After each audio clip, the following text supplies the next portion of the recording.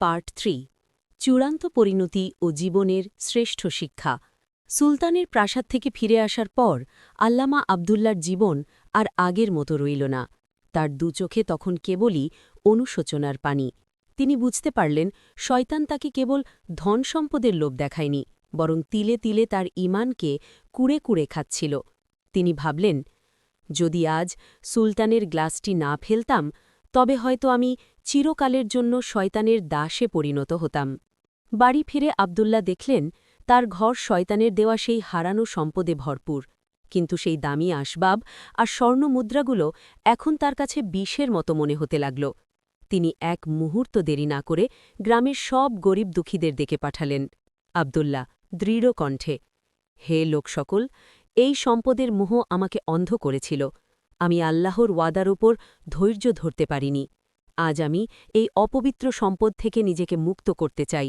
এই সব আপনারা নিয়ে যান আবেগী মোর দরাজ কণ্ঠে সব বিলিয়ে দিয়ে আবদুল্লাহ আবার তার সেই পুরনো জীর্ণ কুটিরে ফিরে গেলেন কিন্তু অদ্ভুত বিষয় হল আজ তার মনে যে শান্তি তা সেই প্রাসাদেও ছিল না তিনি জায়নামাজে দাঁড়িয়ে অঝরে কাঁদতে লাগলেন আবদুল্লাহ তান্নার সুরে তওবা হে আল্লাহ আমি তোমার দয়ার উপর ভরসা না করে শয়তানের ধোকায় পড়েছিলাম আমাকে ক্ষমা করো আমাকে আবার তোমার সেই নগণ্য গোলাম হিসেবে কবুল করো কথিত আছে আবদুল্লাহ যখন সত্যিকারের মনে তওবা করলেন তখন আল্লাহ পাক তার উপর এমন রহমত নাজিল করলেন যে তিনি পুনরায় সেই আগের সম্মান ও মর্যাদা ফিরে পেলেন তবে এবার আর কোনো লোভের বশবর্তী হয়ে নয় বরং নিঃস্বার্থ ইবাদতের মাধ্যমে গ্রামের মানুষ আবার তার কাছে সৎ পরামর্শের জন্য আসতে শুরু করল তিনি এখন শুধু আলেম নন তিনি এমন এক মানুষ যিনি শয়তানকে সামনাসামনি পরাজিত করে ফিরে এসেছেন প্রিয় বন্ধুরা আল্লামা আবদুল্লার এই দীর্ঘ কাহিনী আমাদের জীবনের এক চরম সত্যকে চোখে আঙুল দিয়ে দেখিয়ে দেয় আমরা অনেক সময় ভালো কাজ করে দুনিয়াতেই তার প্রতিদান খুঁজি যখন দেরি হয় তখন আমরা হতাশ হয়ে পড়ি আর এই হতাশার সুযোগটাই নেয় শয়তান সে আমাদের দেখায় দেখো ভুল পথে কত তাড়াতাড়ি উন্নতি করা যায় দরাজ ও উপদেশমূলক কণ্ঠে মনে রাখবেন শয়তানের দেওয়া রাস্তা ছোট হতে পারে কিন্তু তার শেষ গন্তব্য হল জাহান্নাম আর আল্লাহর রাস্তা দীর্ঘ হতে পারে কিন্তু তার শেষ গন্তব্য হল জান্নাত লোভের বশবর্তী হয়ে নিজের বছরের পর বছরের কামানো নেকি এক নিমিষে ধ্বংস করবেন না আজকের এই কাহিনী থেকে আপনি কি শিখলেন আপনার কি মনে হয় আবদুল্লার মতো আমরাও কি অজান্তে কোনো ছোট লোভের পেছনে ছুটছি কমেন্ট করে আমাদের জানান ভিডিওটি ভালো লাগলে লাইক দিন এবং আপনার প্রিয়জনদের সাথে শেয়ার করে এই শিক্ষণীয় বার্তাটি পৌঁছে দিন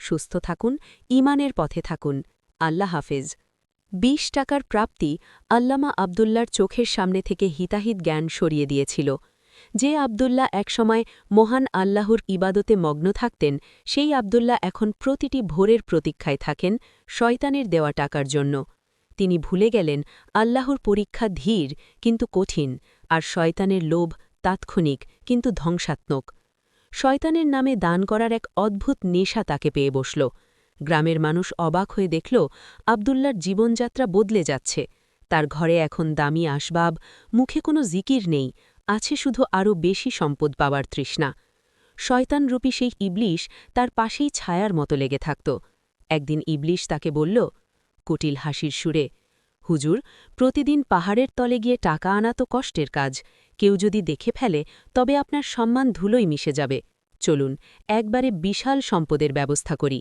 নাটকীয় ক্লাইম্যাক্স কণ্ঠ চড়া এবং দ্রুত শয়তান তাকে নিয়ে গেল সুলতান ফাহাদের প্রাসাদে তার মাথায় পরিয়ে দিল সেই জাদুকরি টুপি আবদুল্লাহ নিজেকে অদৃশ্য অবস্থায় দেখে এক অদ্ভুত ক্ষমতা অনুভব করলেন কিন্তু তিনি জানতেন না এই ক্ষমতা তাকে কোথায় নিয়ে যাচ্ছে প্রাসাদের ভেতর শয়তান তার ভয়ঙ্কর রূপ দেখাতে শুরু করল অ্যাকশন দৃশ্য বর্ণনামূলক কণ্ঠে সুলতান খাবার খেতে বসলেন শয়তান আবদুল্লাহকে এক কোণে দাঁড়িয়ে মজা দেখতে বলল সুলতান তখন ভুলবশত আল্লাহর নাম না নিয়ে বাম হাত দিয়ে পানির গ্লাস তুললেন সাথে সাথে শয়তান সেই গ্লাসে থুথু ফেলে দিল আবদুল্লাহর শরীর রিরি করে উঠল শত হলেও তিনি একজন আলেম ছিলেন তার ভেতরের ঈমানী নূর একেবারে নিভে যায়নি আবদুল্লাহ মনে মনে ভীত কিন্তু দৃঢ় কণ্ঠে না এ হতে পারে না একজন মুসলমান সুলতান শয়তানের থুথু খাবে এটা আমি হতে দেব না।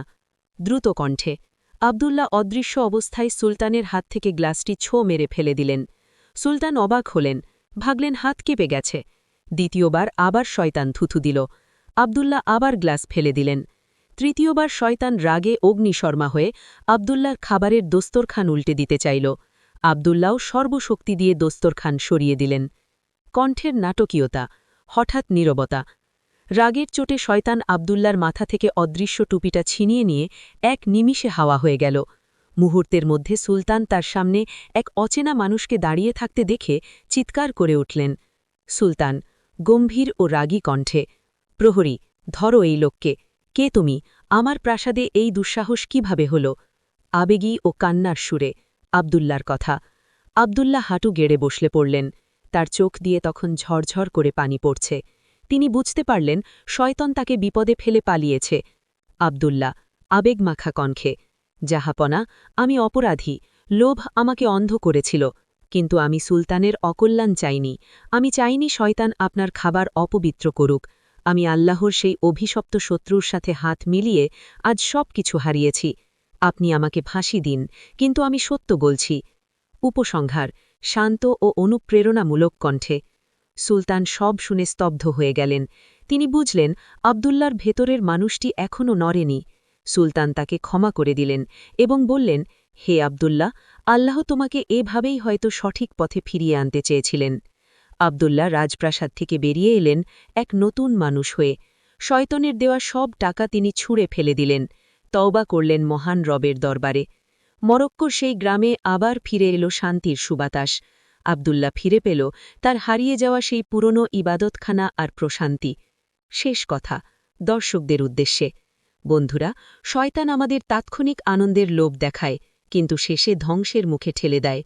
পক্ষান্তরে আল্লাহর দেওয়া পুরস্কারের জন্য ধৈর্য ধরতে হয়, যা চিরস্থায়ী। আপনার জীবনের কোনো লোভ যেন আপনাকে আপনার রবের থেকে দূরে সরিয়ে না দেয়।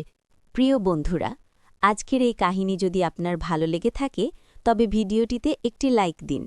এমন আরও শিক্ষণীয় এবং ঈমান জাগানিয়া গল্প নিয়মিত পেতে আমাদের মিস্টার টিভি চ্যানেলটি এখনই সাবস্ক্রাইব করে পাশে থাকা বেল আইকনটি বাজিয়ে দিন। আপনার একটি সাবস্ক্রিপশন আমাদের নতুন ভিডিও তৈরিতে অনেক অনুপ্রেরণা দেয়। আমাদের সাথে থাকার জন্য আপনাকে অসংখ্য ধন্যবাদ। আল্লাহ হাফিজ।